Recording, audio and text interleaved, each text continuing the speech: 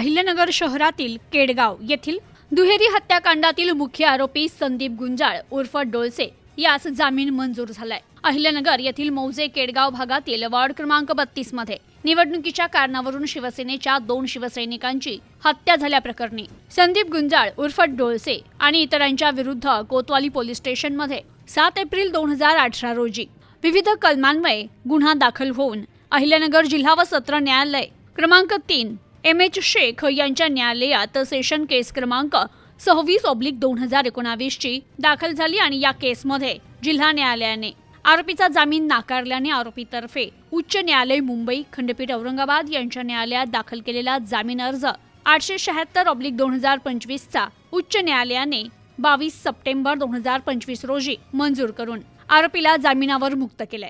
या प्रकरणी संपूर्ण अहिल्यानगर, छत्रपती संभाजीनगर आणि पूर्ण महाराष्ट्राचंच लक्ष लागलं होतं। या प्रकरणातील आरोपी संदीप गुंजाळ उर्फ डोळसे याच्या वतीनं ॲडव्होकेट संकेत सूर्यवंशी आणि ॲडव्होकेट विशाल पठारे यांनी काम पाहिलंय।